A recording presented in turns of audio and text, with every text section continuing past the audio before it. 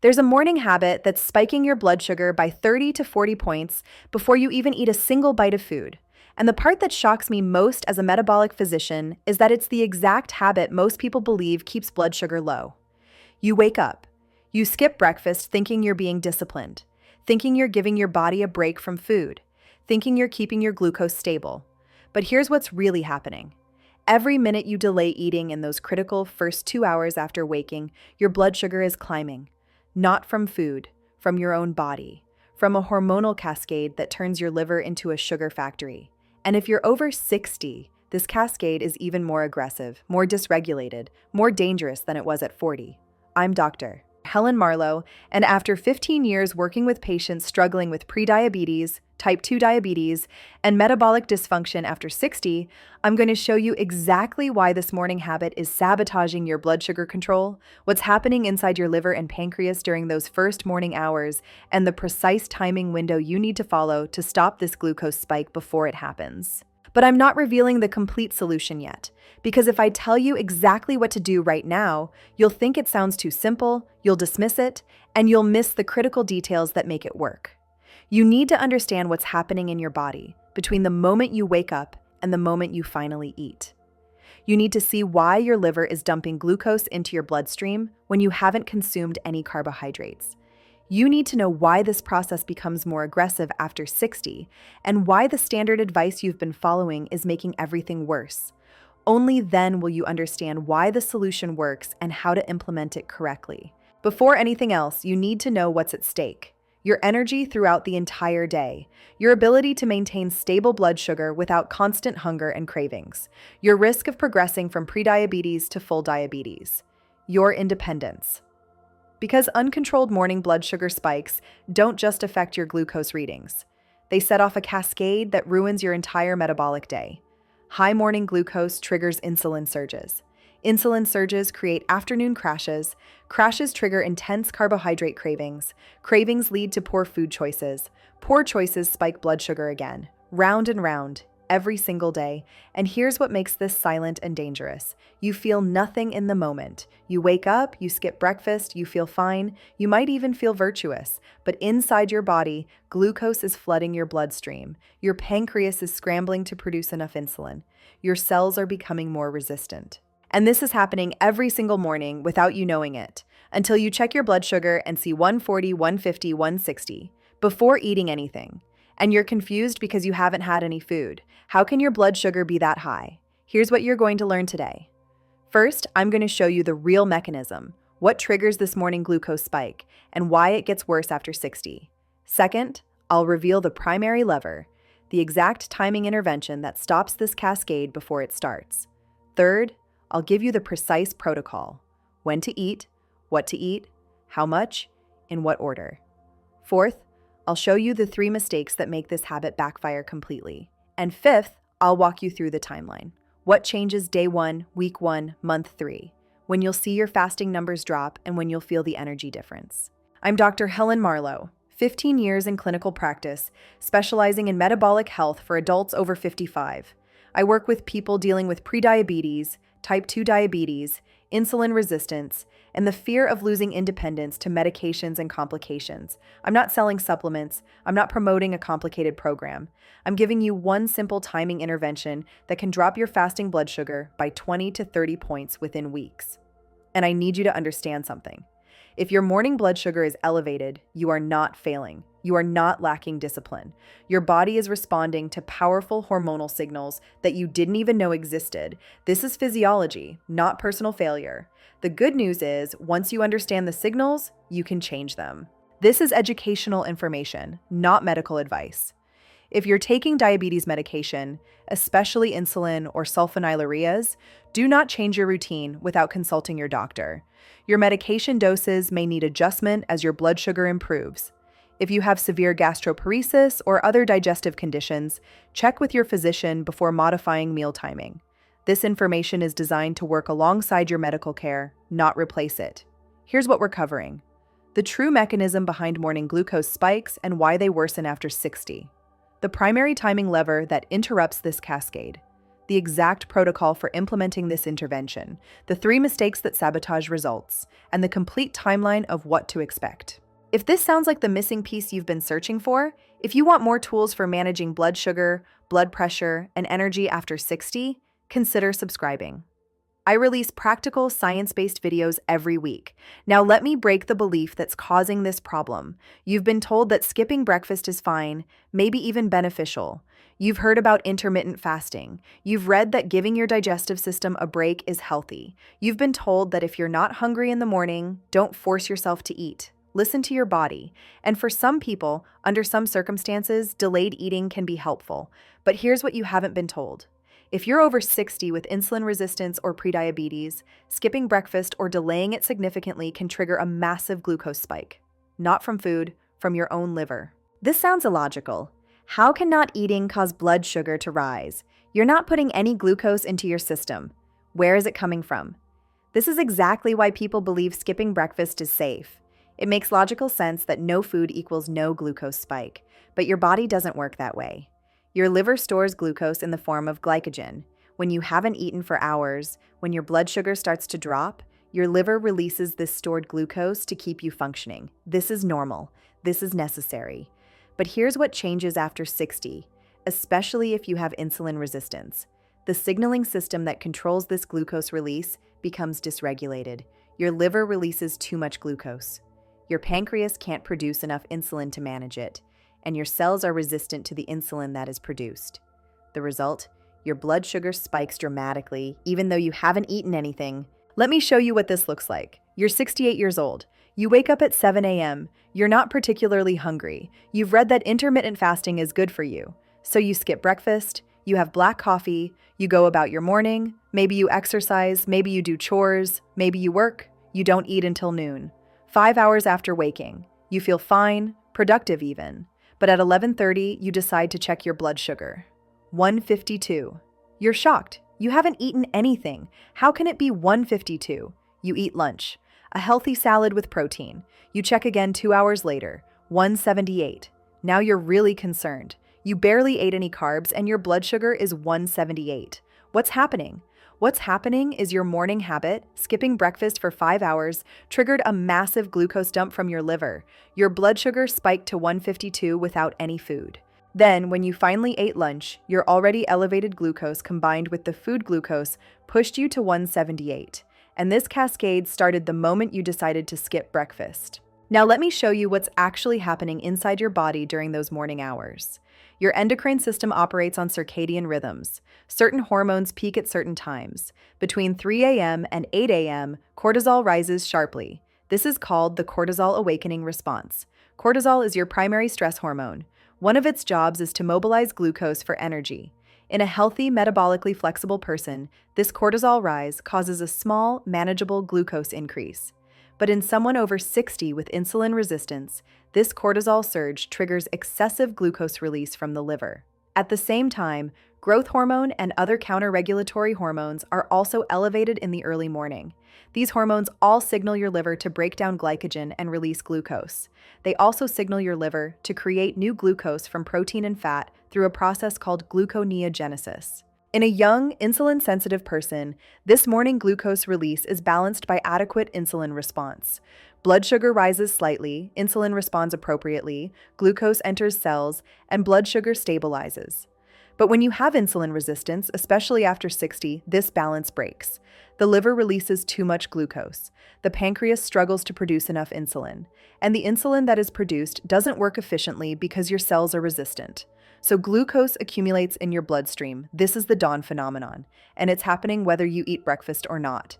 But here's the critical part. When you skip breakfast, you extend this phenomenon. You keep your body in this fasted, stressed, glucose-releasing state for hours. Your cortisol stays elevated because you haven't signaled to your body that fuel is available. Your liver keeps dumping glucose because it thinks you need energy, and your blood sugar keeps climbing. Here's what happens in your liver specifically. Your liver is your body's glucose control center. It stores about 100 grams of glucose as glycogen. When you haven't eaten for 8 to 12 hours overnight, your glycogen stores are moderately depleted. In the morning, Hormonal signals tell your liver to replenish blood glucose. In someone with healthy insulin signaling, the liver releases a small amount of glucose, insulin responds, and the process shuts down. But in insulin resistance, the liver doesn't get the signal to stop. It keeps releasing glucose. It also starts making new glucose through gluconeogenesis. This is supposed to be a survival mechanism for true starvation. But in insulin resistance, it's happening inappropriately every morning. Your pancreas is also affected. When blood sugar rises from this liver glucose dump, your pancreas tries to produce insulin. But after years of overwork, especially if you're over 60, your pancreatic beta cells are exhausted. They can't produce the massive insulin surge needed to overcome insulin resistance and push all that glucose into cells. So some insulin is released, but it's not enough. Blood sugar stays elevated. Over time, this daily pattern of excessive glucose and inadequate insulin response causes progressive beta cell burnout. This is how prediabetes becomes diabetes. Your muscles and fat cells are involved too. These are the primary tissues that should be taking up glucose in response to insulin. But in insulin resistance, they're not responding properly. Insulin binds to receptors on these cells, but the internal signaling is broken. The glucose transporters don't move to the cell surface. Glucose can't enter, it stays in the blood. This resistance is worse in the morning. Research shows insulin sensitivity is naturally lower in early morning hours compared to afternoon. So you're already fighting against reduced insulin sensitivity. Add insulin resistance on top of that, and you have a perfect storm for elevated morning glucose. Your brain is also playing a role. Your hypothalamus senses blood glucose levels and coordinates hormonal responses. When it senses low glucose or perceived stress, it triggers cortisol release from your adrenal glands. Cortisol mobilizes glucose. If you skip breakfast, if you go hours without eating, your hypothalamus interprets this as stress. It keeps cortisol elevated, which keeps glucose elevated. This is a protective mechanism that's backfiring in the context of modern life and insulin resistance. The research backing this is solid. Studies on the dawn phenomenon show that morning blood sugar elevations are common in people with type 2 diabetes and prediabetes. Studies on meal timing show that eating breakfast within 2 hours of waking improves glucose control throughout the entire day. And studies on circadian metabolism show that insulin sensitivity is highest in the morning, which means morning is actually the best time to eat carbohydrates, not the worst. So what's the primary lever? What stops this cascade? It's strategic breakfast timing with a protein-forward first meal.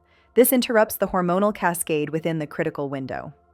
When you eat breakfast within 90 minutes to 2 hours of waking, especially a breakfast that's high in protein and moderate in fat, you send powerful signals to your body. You signal that fuel is available.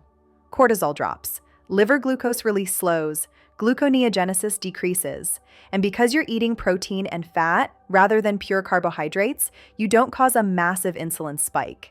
Instead, you provide steady fuel, stabilize blood sugar, and set yourself up for better glucose control all day. This works because protein stimulates a moderate insulin response without causing the blood sugar spike that carbohydrates create. Protein also stimulates glucagon, a hormone that helps regulate glucose release from the liver. And protein increases satiety, reducing the chance of mid-morning cravings and poor food choices later. This approach is specifically designed for adults over 60 with insulin resistance or prediabetes. If you're waking up with fasting blood sugar above 100, if you've been diagnosed with prediabetes or type 2 diabetes, if you notice your blood sugar is higher in the morning than any other time of day, this is for you. Who should be careful?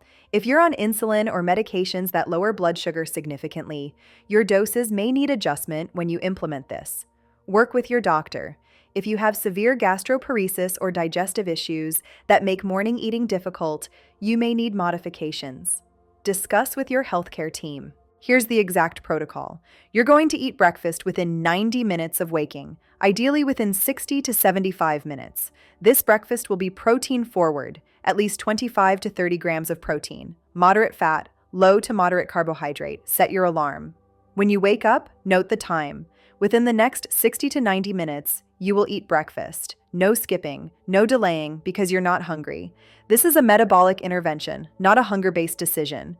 Your breakfast composition matters. You need significant protein. Eggs are ideal. 3 whole eggs provide about 18 grams of protein. Add some cheese or Greek yogurt to reach 25 to 30 grams total. Or have eggs with a small portion of salmon or leftover chicken. Or make a protein smoothie with protein powder, Greek yogurt, and a small amount of berries. The key is protein first, fat second, carbohydrates last, and minimal. Here's what this looks like in real life. First scenario, breakfast at home. You wake up at 7 a.m., you use the bathroom, you start your coffee. While the coffee brews, you crack 3 eggs into a pan. You scramble them with a tablespoon of butter. You add a quarter cup of shredded cheese. You put this on a plate, you sit down, you eat your eggs, you drink your coffee. Total time from waking to eating, 25 minutes. You've interrupted the dawn phenomenon. You've signaled fuel availability. Your cortisol begins to drop. Your liver slows glucose release. Your blood sugar stabilizes. This is the lowest friction approach. You're already in the kitchen. You're already making coffee. You just add 3 eggs to your routine. 5 minutes of cooking, 25 minutes total from waking to eating. Second scenario, rushed morning. You wake up at 6:30. You need to leave the house by 7:15. You don't have time to cook eggs. No problem. You prepared yesterday. You hard-boiled 6 eggs and stored them in the fridge. This morning, you grab 2 hard-boiled eggs. You grab a small container of full-fat Greek yogurt. You eat these quickly. 2 eggs, 12 grams of protein. Yogurt, 15 grams of protein. Total, 27 grams. Done in 5 minutes. You've hit your protein target within 30 minutes of waking. The cascade is interrupted. What if you're at a restaurant or traveling? You order eggs in any form. Scrambled, fried, omelet, doesn't matter. With a side of bacon or sausage. Skip the toast or pancakes. Focus on protein and fat.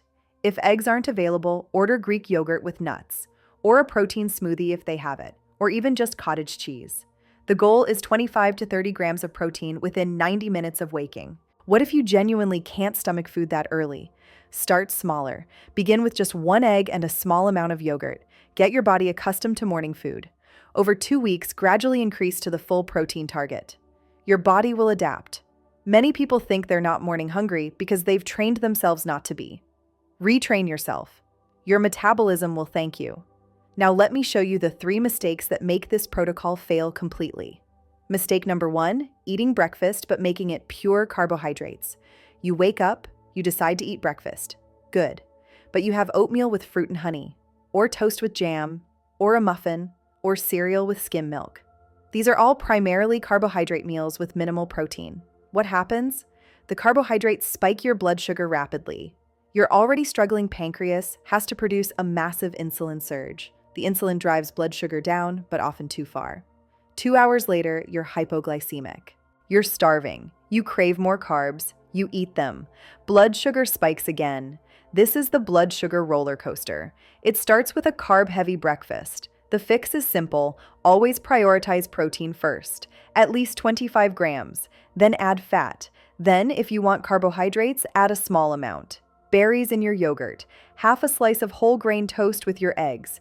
But protein first, always. This creates stable blood sugar, sustained energy, reduced cravings. Mistake number 2, eating breakfast but waiting too long. You wake at 6 a.m., you shower, get dressed, commute to work, or do your morning activities. You eat breakfast at 9:30 a.m., 3.5 hours after waking. This is too late.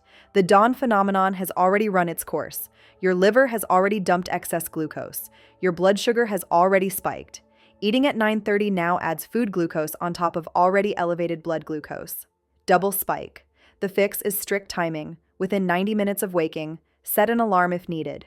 If your morning routine doesn't allow for sit-down breakfast within 90 minutes, prepare portable protein. Hard-boiled eggs, protein shake, Greek yogurt.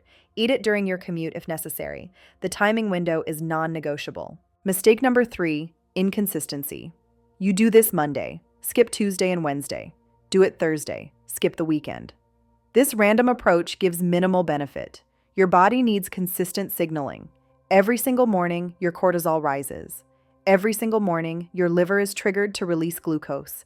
You need to interrupt this pattern every single morning. Consistency creates metabolic adaptation. Your body learns that fuel is coming early. It stops overproducing glucose. But this learning takes weeks of consistent signaling. The fix is daily commitment. 7 days a week. Same timing window. Same protein target. No exceptions for weekends or days you're not hungry. This is a metabolic protocol, not a flexible suggestion. Commit for 30 days minimum.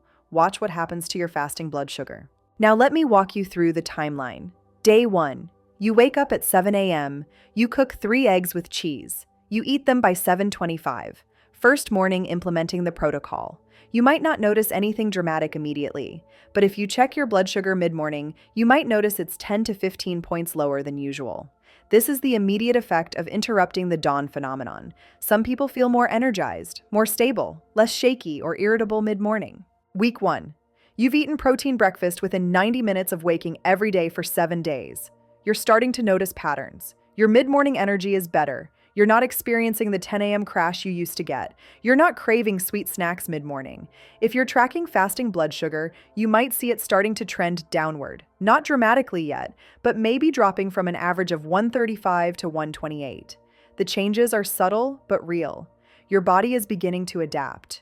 Your liver is learning it doesn't need to dump massive amounts of glucose every morning. Weeks 2 through 4, this is when most people see significant changes.